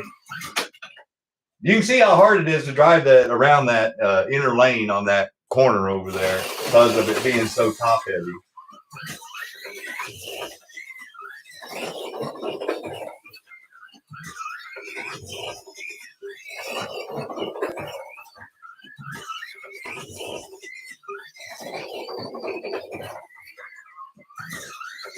See, like right now, I'm driving off the screen and see I crashed, but normally I can do that with my Viper. Yeah, no, dude, I'm telling you, if you guys are looking for an IROC series, and I mean, like I said, I've never complained about the Auto World bodies. Their bodies look kick-ass in my book. It's just their chassis aren't the greatest in the world, in my opinion. But you can get them to work. I don't want to spend the time to work on them. I'd rather get them on the track and race. So slapping a Super 7 underneath one of these bad boys with an AFX lowering clip, and then you can match the wheels to match the color of the body, so you can kind of color coordinate it. You get 4 of these. We've had them 4 of these on the track at the same time, ripping around, and you see how easy they wreck. Like I said, it's still racing, but it's more of a fun thing. It reminds you more like being a kid when you're racing these things. So I strongly suggest, if you have the money, to do at least one of them, just to bring a big smile on your face to see this big brick going around the track. Yeah, a Jag would work too.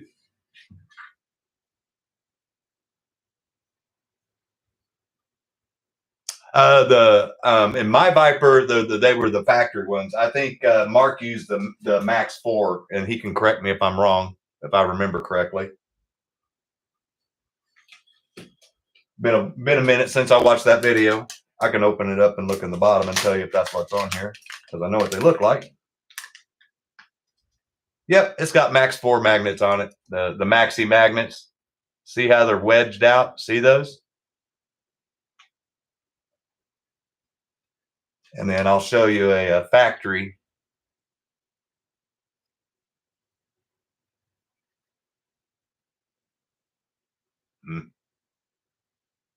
Yeah. Well, yeah.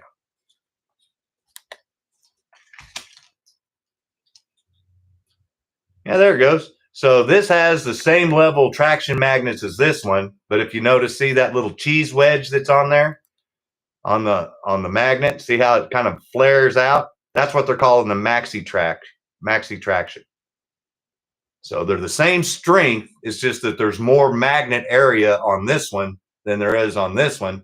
So when the car is getting out of shape going around the corner, you can see where it has a better chance of trying to hold on with that wedge.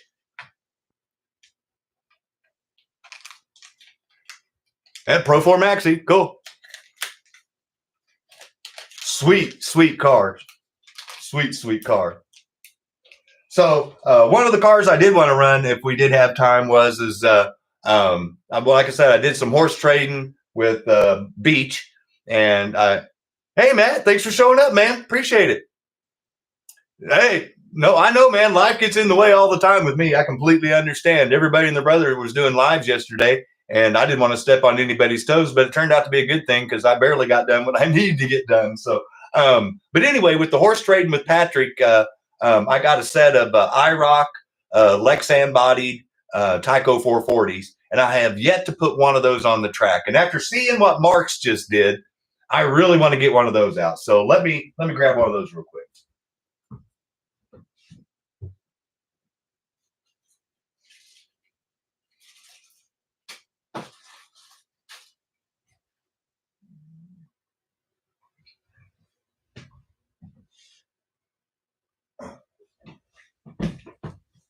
So got me a little IROC series of Tycos. They have some hopped up arms in them. They've got some front ends on them, different rear hubs, and they're all Lexan pinned. So let's pull out the yellow one, since that'll be the easiest to see. And I have not ran one of these cars on this track, so that you guys are watching the, kind of like when I did with Mark's, it's the first time I've ran it. And then Mark, I'm going to show you the jig that I was, and then I can show Rick too, the one I was talking about. I told him I would show it on the show. I'll dig it out. The jig that came with the parts package to pin the bodies.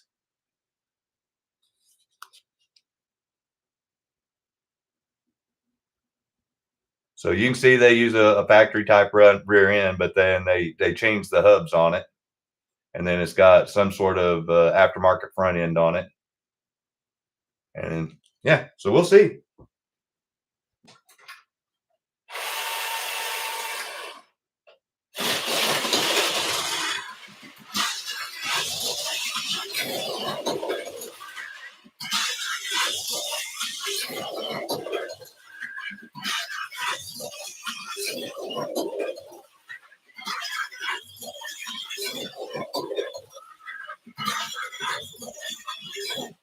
I'll be honest with you, it's slow. My Tycos run quicker than this. In fact, the car I just built ran quicker than this. That's awesome. Oh, crack me up. So obviously, you know, they're IROC, so it's not necessarily all about speed. It handled really well. Yeah, that would be really cool, Kenny. Yeah, here, Mark, I'll show you that again.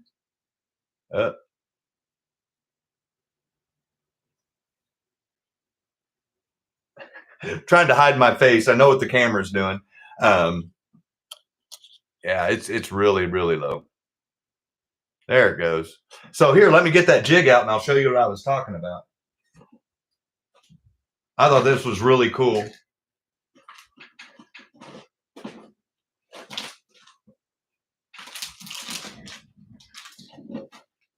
So here's some of the tubing for the, after you pin it.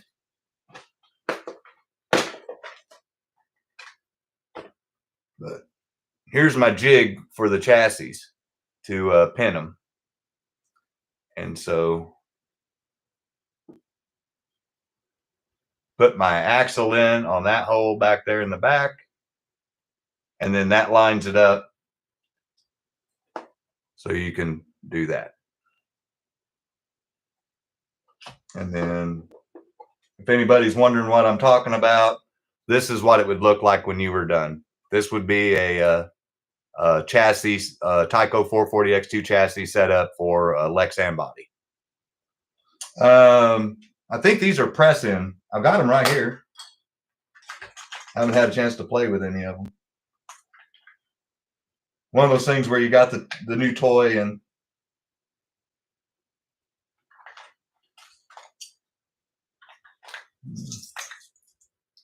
I think that's the tubing that you're cutting to press in. Yeah, that's what that is. So looks like he's got it set up to where when you cut this tubing, you press it in. It's a press fit.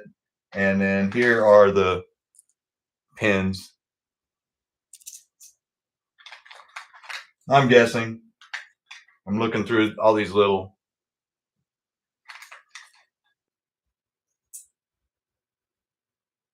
There's some more of the pins, body pins.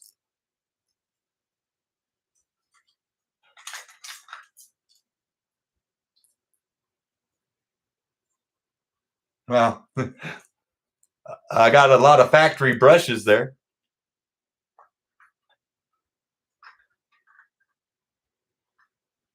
Damn chip jumpers.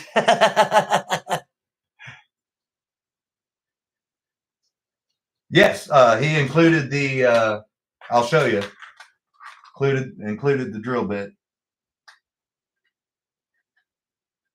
I can pick it up. So.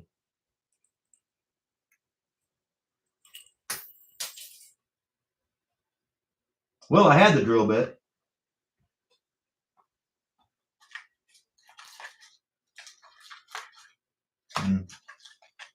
Oh, it's in there.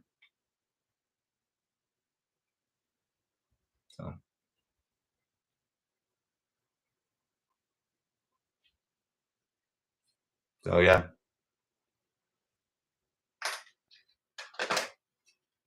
And then I don't know what arms these are right here, but these are in here, and I'm going to ohm test these. Those look like the X3 arms, but they're wider spaced. So I'm not sure what they are, but we'll find out.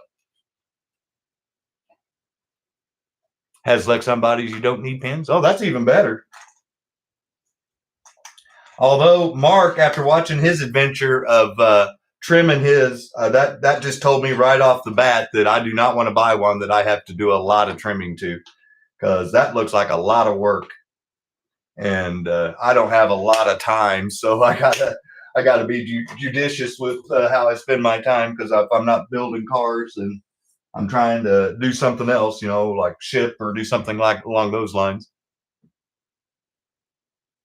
Yeah, no, that's what I was explaining to Rick, that was something that he might look into trying to produce, because those little blocks like that for Lexan and stuff like that, that's a niche thing that a lot of people don't want to do Lexan bodies like this, because they don't want to screw up their chassis and drill the hole in the wrong spot or whatever. So I thought it was a great idea. And I know that's custom. I know he had to have had that made. I'll show it again.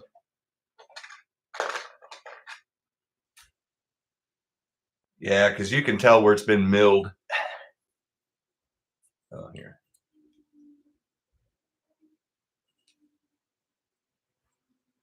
So it's nice, because it even tells you, he even labeled axle side. So that'd be really cool. Now, if they did one with the bodies, that'd be cool. Oh, those stickers? No, man, yeah. See, the thing about two-sided tape and sticker bodies like that is that eventually the sticky wears away, and then the things don't want to stick to them. So that's why I don't like the two-sided tape stuff. That's a Scott personal preference there. So I ran some Super 7s, ran Mark's awesome car, ran my Shadow, ran Mr. Clark's first of his two Tyco builds, ran some of the Blazing 7s, ran some of the new IROC Lexan 440X2s. Is there anything else that anybody in particular wants to see on the track?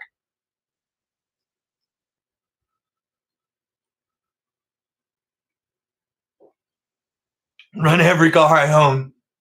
Well, we don't have that much time, but what I will do is I'll bring out my Mega G Plus IndyCar racer here, just as an example to show differences in speed. There went a tire. Okay, so this is my personal racer whenever we're racing the Mega G Plus Indy cars. There it goes. As you can see, I got a Razor front end on it. I've got a different rear end in it, and I've got different magnets in it. And obviously it shines really nice because I novused it up.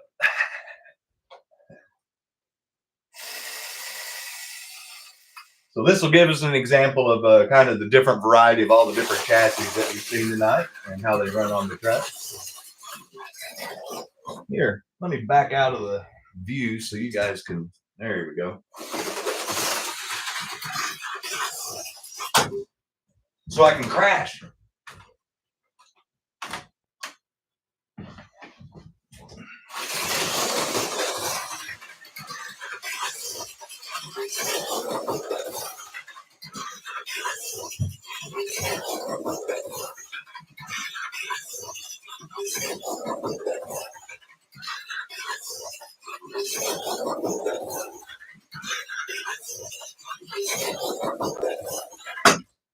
Okay, so just to give you an example, those laps that you just saw were 399, 395, 397.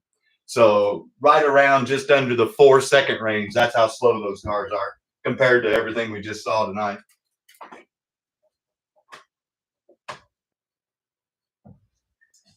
And what's sad is we used to think these things hauled ass and stuff. And I mean, honestly, they still do. But, you know, when you get through ripping a 3.2 second lap time, everything else seems kind of slow now.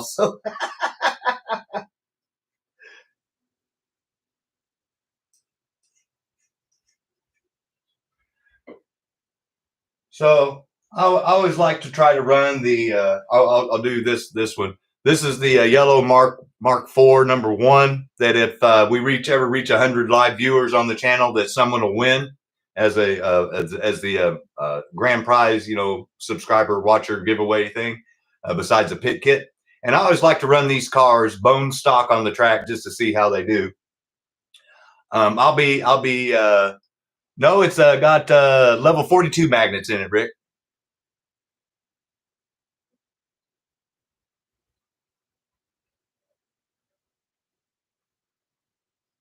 Yeah. So these here, Roski is just like I tell everybody, anytime you hop any car up, you're going to shorten its life. And with these can motors, you really shorten their life, as Mark is finding out. So anyway, this one's bone stock, and I'll be impressed if we can make it around more than 1 or 2 laps without it coming off, because the factory tires just basically suck.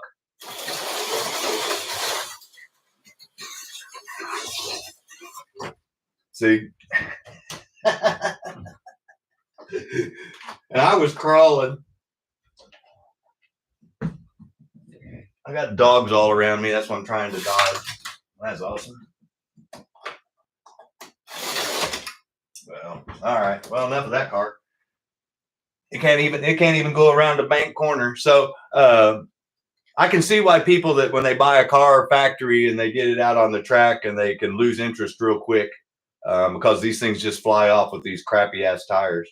But then once you do a little bit of work to them, is what I'm pointing out here, then you saw how many laps I ran before I crashed. So you can actually have some fun with them for a change. So I strongly suggest stronger magnets. And if you can't do this, stronger magnets, then double up the factory magnets. Once again, a Mark SLOTCAR garage tip. And that's a cheap way to gain some more traction on it. The only downside is 2 magnets weigh more than 1. And so you're actually adding more weight is kind of counterproductive, but the car handles better. So you're actually going faster. So give a little, take a little, but the more you gain is greater than what you lose. Yeah, well, Roski, the problem is with these can motors is they're so inconsistent that what we found is it's hard to always find those. Dog knocking over stuff. Always find the can motors that'll run close to the same speed with each other, and that turns into a real hassle. So cool. Well, we've been on here almost a couple hours. You guys have heard me ramble, watched me struggle building another car live. It's the old YouTube live curse. Once again, I want to thank everybody for showing up for an extra extended Monday night slot cars. Like I said, this is a lot of more of the content that we're going to have. I plan on having a dual screen set up so that whenever we're doing this type of stuff, I'll have one set up like this for the track. And then the other one is going to be out of the glare of the ceiling fan. And it's the second camera is going to be aimed at strictly the TV, so you guys will be able to see the times that are there. So before we get off here, like I said, I wanted to be sure and thank everybody that did show up and put up with me rambling and struggling through everything. But I do also want to thank Mark with Mark SLOTCAR Garage for his friendship, support, and that awesome car that someone's going to get a chance to win. And maybe, Mark, you'll get lucky and win your own car back. And I don't blame you for wanting it back because that thing screams. And if you missed it, whenever I was running the car, his car now holds the new Snake Hill Speedway track record. That's the name of my track. And it's still sitting up there at 3:24.9. So from now on, that's the new benchmark that his car set that we've got to try to beat on my own track. So someone's going to win that car. Speaking of winning, Wednesday night, I am putting out the entry video. If you are a subscriber to the channel and you are going to be able to join Wednesday or Saturday night live, then you want to win some prizes, you've got to comment, I want to win on that video. And you have to do it no later than Saturday noon Eastern Standard Time. And trust me, you do not want to miss out on some of those awesome prizes that we're going to be giving away this Saturday night. And if you, this is just an example of some of the great prizes that have been donated to the channel. So be sure and look for that video Wednesday night. Be sure and comment, I want to win.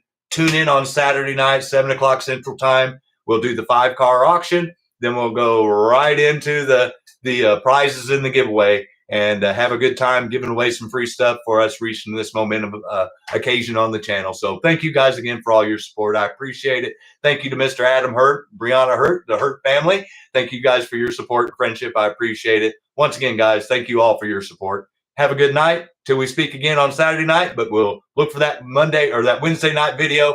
I want to win in the comments. See you guys. Have a good night. Enjoy the rest of your week.